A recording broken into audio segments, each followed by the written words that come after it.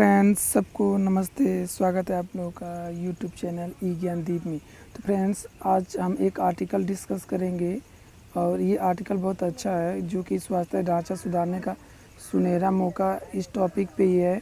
और ये किनके द्वारा लिखा है? डॉक्टर सूर्यकांत, लेखक किंग जॉर्ज चिकित्सा विश्वविद्यालय लखनऊ के रेस्पिरेटरी मेडिसिन विभाग के प्रमुख हैं। तो आइए देख लेते हैं। ये हमें आर्टिकल बहुत अच्छा लगा है और इसको स्टार्ट करते हैं।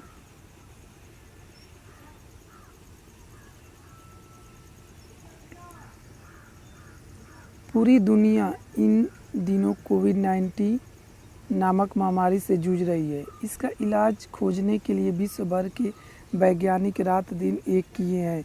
योग गुरु स्वामी रामदेव ने इसकी आयुर्वेदिक दवा बनाने का दावा किया है। अगर यह कारगर होती है तो आयुर्वेद की महत्ता एक बार फिर से स्थापित हो जाएगी।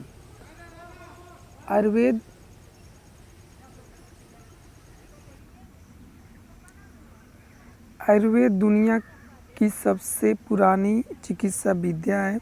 आयुर्वेद को नए आयाम तब मिले जब आज से लगभग 2600 वर्ष पहले सुश्रुत ने इसमें शल्य क्रिया जोड़ी। बाद में महर्षि चरक ने इसका काफ़ी प्रचार प्रसार किया।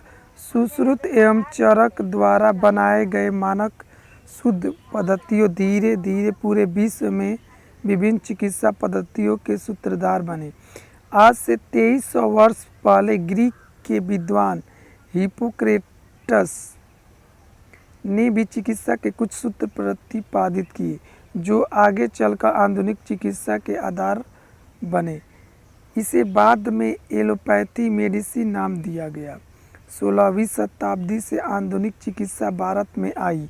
धीरे धीरे भारत की मूल चिकित्सा पद्धति आयुर्वेद कमज़ोर होती गई। आधुनिक चिकित्सा के आने के बाद इस विद्या मेडिकल कॉलेज भी खोलने की आवश्यकता पड़ी।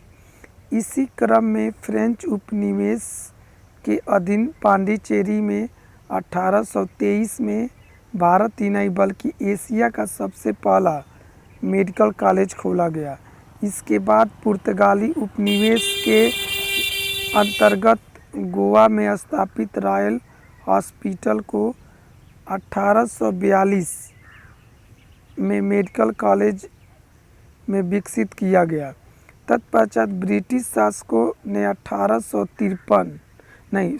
1835 में पहले कलकत्ता मेडिकल कॉलेज और बाद में मद्रास मेडिकल कॉलेज की स्थापना की। आगे चलकर अंग्रेज़ों द्वारा भारत में तीसरा मेडिकल कॉलेज लाहौर 1860 में खोला गया।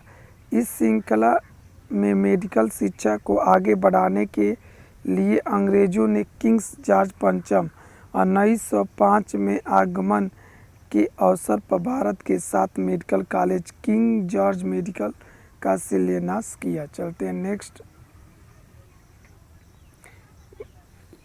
ब्रिटिश शासनकाल में भारत में कुपोषण महामारी और संक्रामक रोगों की भयावहता देखने को मिली। देश में कलरा, स्मॉलपॉक्स तथा प्लेग से लाखों भारतीयों की मृत्यु हुई।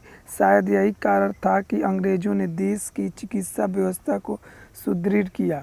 1873 में birth and death registration act, 1880 में टीकाकरण अधिनियम तथा 1897 में एपिडेमिक डिसीज एक्ट बनाया गया। 1930 में all India institute of hygienic and public health और 1933 में मेडिकल काउंसिल ऑफ इंडिया तथा 1939 में पहला रूरल हेल्थ ट्रेनिंग सेंटर एवं ट्यूबरकुलोसिस एसोसिएशन ऑफ इंडिया की स्थापना की गई। इसके साथ ही 1940 में ड्रग एक्ट की स्थापना की गई। आज़ादी के बाद स्वास्थ्य विभाग के विकास के लिए देश की पंचवर्षीय योजनाओं में विभिन्न योजनाओं को शामिल किया गया, जिसके अंतर्गत स्तरीय सरकारी अस्पतालों का निर्माण तथा नए मेडिकल कॉलेज खोले गए। दिल्ली में अखिल भारतीय आयुर्विज्ञान संस्थान 1956 में तथा चंडीगढ़ में 1962 में post graduate institute of medical education and research की स्थापना की गई।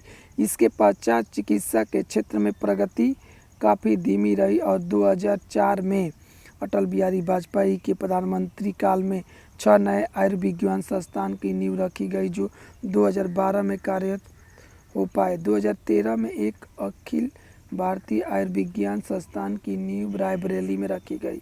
अखिल भारतीय आयुर्विज्ञान संस्थानों की संख्या उल्लेखनीय प्रगति 2014 से 2019 के बीच के दौरान 7 नए संस्थान प्रारंभ हुए हैं तथा 14 अन्य संस्थानों को प्रारंभ करने की प्रक्रिया चालू की गई है। चिकित्सा के क्षेत्र में एक बड़ी छलांग है। चलते हैं नेक्स्ट। कोविड-19 महामारी के बहाने यह सुनहरा अवसर है कि देश में स्वास्थ्य के ढांचे को स्तरीय एवं सुदृढ़ किया जाए। विश्व चिकित्सा की रैंकिंग में भारत 145वें स्थान पर है। विश्व स्वास्थ्य संगठन के अनुसार आधुनिक चिकित्सा के चिकित्सकों एवं जनसंख्या का अनुपात 1:1000 होना चाहिए, जबकि भारत में इसका अनुपात 1:11,000 है। इसी प्रकार नर्स एवं जनसंख्या का अनुपात 1:500 होना चाहिए, जबकि भारत में इसका अनुपात 1:3000 है। भारत में कुल 549 मेडिकल कॉलेज एवं चिकित्सीय संस्थान हैं।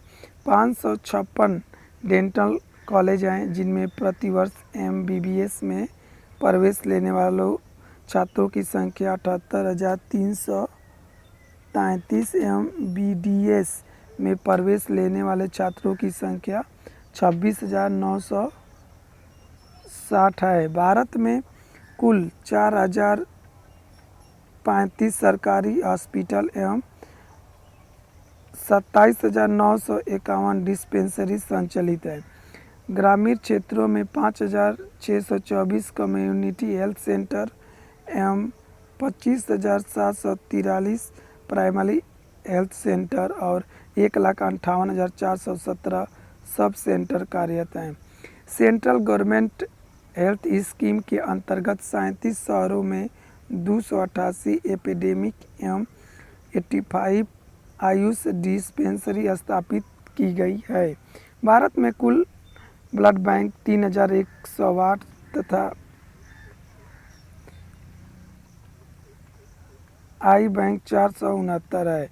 विश्व स्वास्थ्य रैंकिंग में शीर्ष 10 स्थानों पर आने वाले देश जैसे Spain, Italy, America, France, Germany, रूस आज कोरोना महामारी के संक्रमण से बुरी तरह प्रभावित है।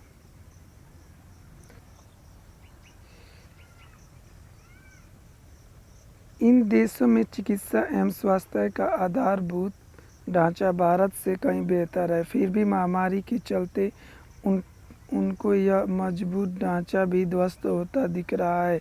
भारत को इससे सबक लेते हुए खास तौर पर ग्रामीण स्तर के स्वास्थ्य ढांचे पर विशेष ध्यान देना होगा। आधुनिक चिकित्सा के साथ साथ भारत के पारंपरिक चिकित्सा विधाओं का भी विकसित एवं मजबूत करने का आवश्यकता है, क्योंकि ये चिकित्सा विद्याएं सिर्फ उपचार पर आधारित नहीं है, बल्कि बीमारी से बचाव तथा शरीर के रोगों से लड़ने की प्रतिरोधक क्षमता इम्यूनिटी को बढ़ाने के सिद्धांत भी कार्यरत हैं। तो friends, thank you for watching.